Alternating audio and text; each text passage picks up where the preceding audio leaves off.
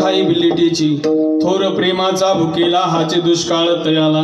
त्या देवाला ज्या प्रेमाचा दुष्काळ आहे त्या प्रेमाच्या विषयी चिंतन करायचंय नाना महाराज। ऐका, या जगात संत जगाला प्रेम सांगतात, माझ्या चिंतनाला प्रारंभ होतो। संत जगाला प्रेम सांगतात आणि जगाला प्रेम सांगण्याची नितांत गरज आहे बरं का गोताणेकर, चुकलं जरा, कोंडाणेकर।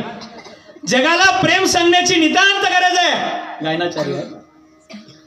जगाला प्रेम कळालं नाही हो, प्रेम कशाला म्हणावं या समाजाला कळालं नाही दादा। या समाजाने केलेली प्रेमाची व्याख्या फार छोटी आहे भाऊ। हे जग प्रेम कशाला म्हणतंय का, हा विषय माझ्या वयाला शोभत नाही, पण तरी सुद्धा मी त्याला अत्यंत हळूवारतेने स्पर्श करतो, बिभत्सपणा येऊ देत नाही। हे जग कशाला प्रेम म्हणतंय का, जरा एकाग्र व्हा बरं, माझे शब्द फार महत्वाचे आहेत। मी 450 किलोमीटर प्रवास करून तुम्हाला 1.5-2 तास भेटण्यासाठी आलेलो आहे। होणारे नुकसान तुमचं असेल, माझं नाही। स्वर कमी। हे जग, हा समाज, या समाजाने केलेली प्रेमाची व्याख्या काय आहे आणि संत कशाला प्रेम म्हणतात ऐका। हा विषय माझ्या वयाला शोभत नाही मला माहिती आहे, पण तरी सुद्धा मी त्याला अत्यंत हळूवारतेने स्पर्श करतो। ऐका, जगाने केलेली प्रेमाची व्याख्या काय आहे आई। 26 वर्षाचा एखादा तरुण मुलगा, तरुण मुली, तरुण मुलं आणि त्यांचे आई वडील, माझा हा विषय नक्कीच कान उघडे करून ऐका।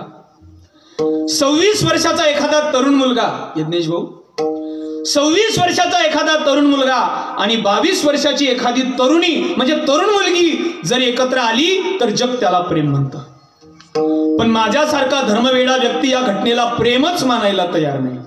कारण का ऐका दादा, 26 वर्षाचा तरुण मुलगा आणि 22 वर्षाची तरुणी एकत्र आल्याने जर प्रेम झालं असतं ना, तर 10 ते 12 महिन्या अगोदर घडलेली घटना आजही माझ्यासारख्या एका धर्मवेड्या व्यक्तीला रात्रभर झोप लागू देत नाही। ऐका रे, हिंदू धर्मावर प्रेम करणाऱ्या सर्व सज्जनांनो, 26 वर्षाचा तरुण मुलगा आणि 22 वर्षाची तरुणी एकत्र आल्याने जर प्रेम झालं असतं ना, तर आठवा तो प्रसंग, 26 वर्षाचा मुस्लिम समाजातील आफताब नावाचा मुलगा, मी धर्मावर बोलत नाही, मी प्रेमाविषयी बोलतो। 26 वर्षाचा मुस्लिम समाजातील आफताब नावाचा मुलगा आणि 22 वर्षाची हिंदू समाजातील श्रद्धा नावाची मुलगी, या दोघांचं कॉलेजला प्रेम झालं आणि त्या प्रेमाचा परिणाम त्या श्रद्धा नावाच्या मुलीच्या शरीराचे 35 तुकडे करण्यात आले।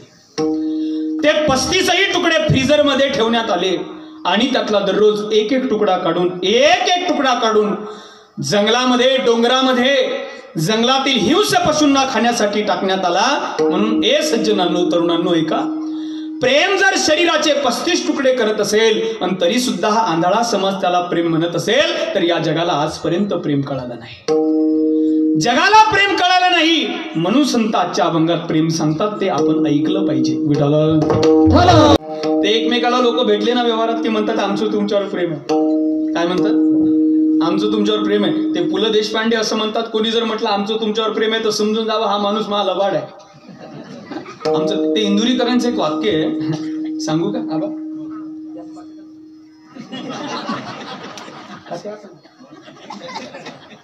तुम्हाला ते इंदुरीकर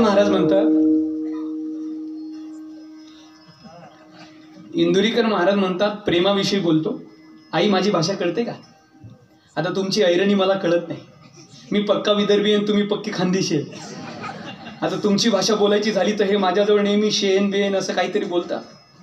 ते पोरं ऐकवतात, एक गाणं आहे काहीतरी, सावन महिना मा असं काहीतरी गाणं आहे, तुना टिंब टिंब करना ये, ते मला कळत नाही बघा। मी आता ते खानदेशी माणूस सांगायचा झाला ना तर ते सांगू काय, तेही गाणं माझ्याकडे आहे आणि विदर्भी बेन सांगायचं झालं तर तेही गाणं माझ्याकडे। कसं ते काय, अमनी मायव बबल्या इकतो केसाव फुगे, ते अमनी मायव म्हटलं की समजून जायचं हे बेन खानदेशी आहे। आणि आमची भाषा जर सांगायची झाली तर तेही गाणं माझ्याकडे।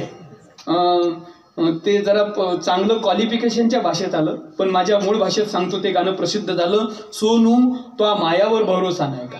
तो मायावर भरोसा नाही म्हटलं की बन्नी बिटीचं बेन विदर्भातला समजून जावा। बन्नी बिटी ज्याला कपाशी कळते त्याला बन्नी बिटी कळते, चला असू द्या। ते इंदुरीकर महाराज प्रेमाविषयी बोलतो. इंदुरीकर बाबा नेहमी म्हणतात, जुनी लोक कडू बोलायची पण तोंडावर बोलायची. काका, जुनी लोक कडू बोलायची पण तोंडावर बोलायची, आता लोक तोंडावर बोला बोला. तुम बोलत कोण नाही हो. आता लोक तोंडावर गोड बोलतात आणि माघारी बोला बोला कडू बोलतात. जुनी लोक कडू बोलायची पण तोंडावर बोलायची, आता लोक तोंडावर गोड बोलतात पण माघारी कडू बोलतात. आता आमच्या एवढा अनुभव जगात कोणाला नाही. गाडीच्या खाली उतरलं दररोज. आता हे आपलंच गाव आहे, आपणचा जिल्हा म्हणजे माझाच जिल्हा आहे. आता हे आपलं गाव म्हणून बोल. गाडीच्या खाली दररोज उतरलं ना आबा, तिथे 2-3 बहादर पुढेच असतात.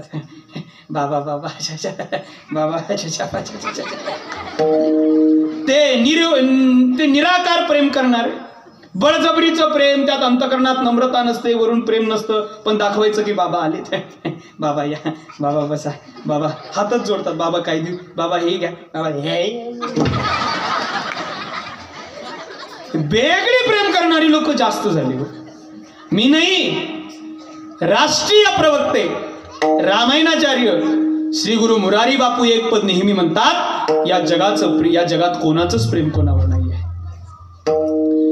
कोई किसी का नहीं रे झूठे, जास्त कोई किसी का नहीं रे झूठे, झूठे नाते हैं नातों का क्या,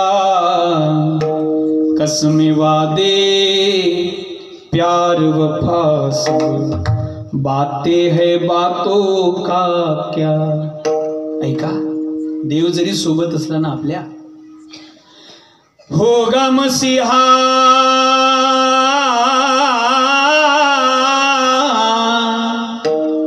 होगा मसीहा सामने तेरे, फिर भी तू ना बच पाएगा. पुढचं वाक्य ज्याला कळेल त्यालाच कळेल. तेरा अपना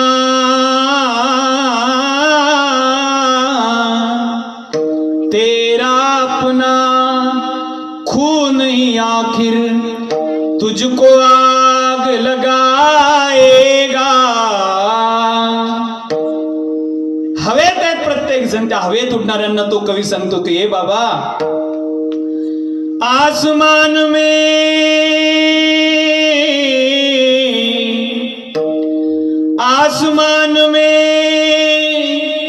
उड़ने वाले मिट्टी में मिल जाएगा, कसम वादे प्यार वफा सब, बातें है बातों का क्या. हे जग आहे ना आपल्या सोबत नाहीये. सुख में तेरे साथ चले और दुख में सब मुंह मोड़ेंगे, दुनिया वाले तेरा बनकर तेरा ही. यातलं भावलेलं मला शेवटचं वाक्य, ही लोक देवाला सोडत नाहीत, तिथं तुम्हा आम्हाला कुठून सोडतील. का देते हैं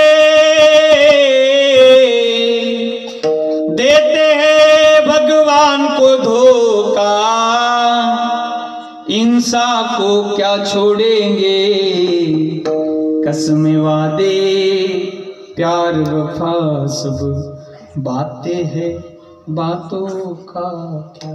आणि आमचे महाराष्ट्रातले सांगतात, बाबा रे कोणी नाही या नाही रे,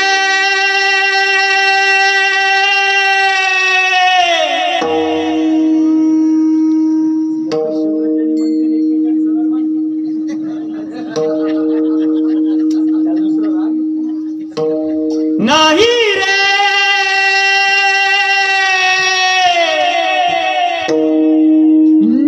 नाही कुणाचे मुने, नाही रे,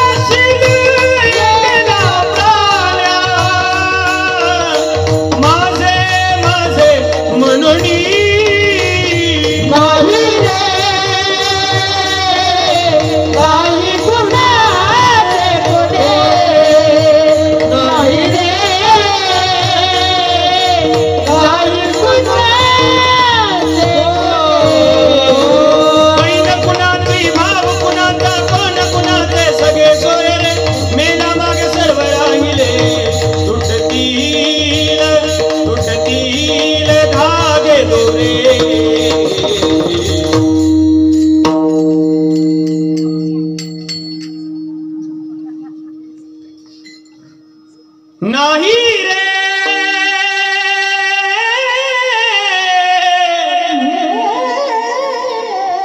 नाही रे नाही रे नाही नाही. वा मिलिंद महाराजांसाठी एकदा जोरदार. जगाच्या पाठीवर कोणाचंही प्रेम कोणावर नाहीये. माझे गुरुजी, मी ज्यांच्याकडे शिकलो ते वंदनीय आप्पा गुरुवर्य तात्या महाराज भक्तिशास्त्राच्या नारद भक्तिसूत्राच्या पाठामध्ये त्या प्रसंगातला ते उदाहरण नसायचं, पण ते प्रेमाविषयी बोलत असताना सांगायचे. तद्विहीनाम जारानाम इव या सूत्रावरती नारद भक्तिसूत्रामध्ये नारदांनी गोपीचा केलेला जे उल्लेख आहे त्याविषयी तात्या एक दृष्टांत सांगतात. वंदनीय माझे गुरुजी वारकरी संप्रदायाची बुलंद तोप. मी अनेक गुरूंकडे शिकलो. माझे बावस्कर बाबा, माझे वंदनीय तात्या महाराज, गुरुवर्य तात्या महाराज म्हणजे गुरुवर्य बंडा तात्या महाराज कराडकर गुरुजी, ज्यांच्याकडे मी 14 वर्ष शिकलो. ते गुरुवर्य तात्या म्हणतात, याज्ञवल्क्य नावाचे ऋषी आहेत नाना महाराज, आणि त्या याज्ञवल्क्यांच्या 2 पत्नी आहेत. प्रेम म्हटलं ना, पहिल्यांदा नातं समोर येतं पती पत्नीचं, बरोबर आहे नाही? प्रेम म्हटलं की पहिल्यांदा नातं समोर येतं पती पत्नीचं. याज्ञवल्क्यांच्या 2 पत्नी आहेत, एकीचं नाव आहे कात्ती आणि एकीचं नाव आहे मैत्री. चक्रवर्ती सम्राटाच्या मुली आहेत, पण एका साधू सोबत, एका संतांसोबत, एका फकीरासोबत फाटक्या झोपडीत डोंगरामध्ये संसार करतात. पण कधीही काही बोलल्या नाहीत. राजवैभवाचा त्याग करून एका सामान्य महात्म्याच्या झोपडीत आहे. पण महात्म्याची साधना असामान्य आहे. असेच हिवाळ्याचे दिवस, सकाळच्या कोवळ्या उन्हामध्ये याज्ञवल्क्य पत्नीचं प्रेम सांगतो. आता माझ्या समोर अनेक उदाहरणं आहेत पत्नीचं प्रेम सांगण्यासाठी. पत्नीचं म्हणा का पतीचं म्हणा, दोघंही प्रेम एक समन्वय म्हणून कॉमन नाऊन मध्ये घ्या. ऐका ऐका. गुरुवर्य माझे गुरुजी, भगवान गडाचे महंत, वंदनीय माझे राजगुरु, शरीरामध्ये ज्या परंपरेचं रक्त आहे ती भगवान बाबाची परंपरा. वंदनीय भगवान गडकर, गुरुवर्य महंत नामदेवजी शास्त्री बाबा नेहमी सांगतात, त्यांनी एक भर्तृहरी नावाचा व्यक्ती रेखाटलाय, एक भर्तृहरी नावाचा राजा रेखाटला. आता दृष्टांताला म्हणून सांगतो. काय आहे, ज्याला पाठ केलेली कॅसेट वाजवायची आहे त्याला वेळेचं काही पडलं नाही, पण ज्याला ठरवून बोलायचं आहे त्याला मोठा प्रश्न आहे. मिलिंद महाराज ऐका. भर्तृहरी नावाचा राजा आहे, चक्रवर्ती सम्राट आहे, आणि त्या राज्यातल्या एका स्त्रीला एका महात्म्याने फळ दिलं. भाऊ, फळ दिल्यानंतर त्या महात्म्याने सांगितलं, आता ती स्त्री कोणती आहे? भांडे घासणारी आहे. राज्यामध्ये भांडे घासणारी एक स्त्री आहे, आणि त्या स्त्रीला एका महात्म्याने फळ दिलं. फळ दिल्यानंतर तिने ते फळ घेतलं आणि त्या महात्म्याने सांगितलं, ए आई, हे फळ तू खा, तू अमर होशील. ते फळ त्या स्त्रीने घेतलं आणि ते फळ हातात घेऊन ती राज्याच्या दिशेने, ते राजदरबाराच्या दिशेने निघाली. आणि त्या स्त्रीच्या हातामध्ये फळ आहे. ती विचार करते, हे फळ जर मी खाल्लं तर मी अमर होईल, पण मी अमर होऊन काय करू? जीवनभर मला भांडेच घासायचे. जीवनभर आपलं जीवन जर भांडे घासण्यात जात असेल तर तसं जगणं काय अर्थ आहे? हे फळ आपण खायचं नाही, मग कोणाला द्यायचं? माझ्या राजा चांगला आहे, मी माझ्या भर्तृहरी नावाच्या राजाला देते. म्हणून ती राजदरबाराच्या दिशेने निघाली आणि राजदरबारात गेली आणि राजाला एकटं पाहून तिने राजाला ते फळ दिलं आणि सांगितलं, राजे साहेब, हे मला एका महात्म्याने फळ दिलं, हे फळ तुम्ही खाल्लं की तुम्ही अमर व्हाल. याची अपेक्षा मला नाहीये, याची गरज तुम्हाला आहे, कारण तुम्ही प्रजेचं रक्षण करणारा चांगला राजा आहात. म्हणून एक वाक्य नेहमी बोललं जातं आपल्या महाराष्ट्रात, लाख मेले तरी चालतील पण लाखाचा पोशिंदा जगला पाहिजे. लाख लोक गेले तरी चालतील पण लाख लोकांना जगवणारा. आज किती कामगार आहेत दादांकडे पहा ना तुम्ही, किती कुटुंब आहेत. मला वाटते इकडे जिनिंग, सूतगिरणी आहेत, अनेक शाखा आहेत आईच्या नावाने, इंजिनिअरिंग कॉलेज आहे. कितीतरी परिवारांना तृप्त करण्याचं काम करतायत. ते 2-3 गावातलेच काही मुलं माझ्याकडे मगाशी मी तिथं घराजवळ घरी बसत असताना आले. काही नव्हतं महाराज आमचं, पण आमच्या जीवनात दादांनी आम्हाला योग्य वळणावर आणलं. लाख मेले तरी चालतील पण लाखाचा पोशिंदा जगला पाहिजे. राजा साहेब भर्तृहरी राजाला सांगितलं, हे फळ तुम्ही खा, खाल्ला तर तुम्ही अमर व्हाल. राजाने ते फळ घेतलं. आता गंमत इथून पुढे, राजाने ते फळ घेतलं आणि राजाने विचार केला हे फळ जर मी खाल्लं आणि मी अमर झालो, पण माझं तर प्रेम राणीवर आहे, माझा प्रेमाचा विषय असणारी राणीच जिवंत राहिलं नाही तर मी जगून तरी काय करू. म्हणून राजाने ते फळ त्या राणीला दिलं. सांगितलं, राणी साहेब हे फळ तुम्ही खा, तुम्ही अमर व्हा. आता राणीने ते फळ घेतलं. गंमत इथून पुढे,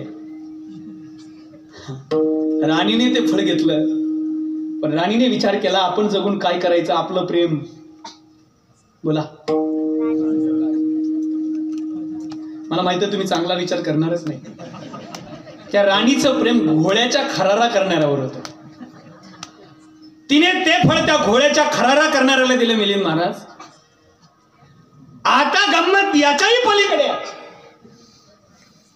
त्या घोड्याच्या खरारा करणाऱ्याने ते राणीने फळ दिलं, कारण जर माझं प्रेम घोड्याच्या खरारा करणाऱ्यावर आहे, तो जिवंत राहिला नाही तर मी जगून काय करू. पण घोड्याच्या खरारा करणाऱ्याने ते प्रेम घेतलं.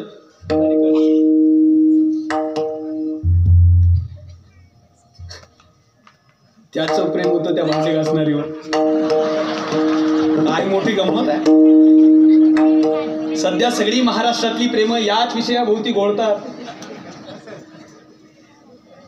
शरीरावर केलं जातं त्याला प्रेम म्हणत नाहीत सज्जनांनो. ऐका, प्रेम नावाचा शब्द एवढा सोपा नाहीये. 2.5 अक्षराचा शब्द आहे प्रेम.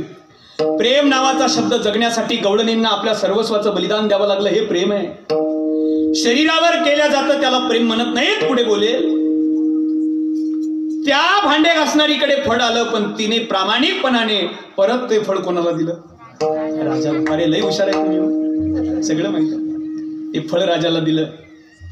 राजाने फळ घेतलं. राजाला वैराग्य प्राप्त झालं. राजाने खुलासा काढला, आपण ज्याच्यावर प्रेम करतो त्याचंच प्रेम आपल्यावर नाहीये. एक बारीक विचार करा. व्यवहारात प्रेम केली पाहिजे, पण प्रेम असं केलं पाहिजे संसारावर व्यवहारावर जेवी जळात पद्मपत्र पद्मपत्र मीमांबसा.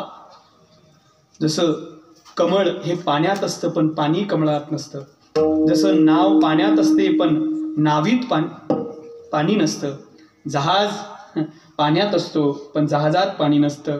संसारात सर्वांवर प्रेम करा, पण संसाराचं हे खरं प्रेम आहे असं म्हणून प्रेम करू नका. काय आईचं चरित्र आहे हो. मगाशी मला आबांनी चरित्र सांगितलं, माझ्या डोळ्यात पाणी आलं.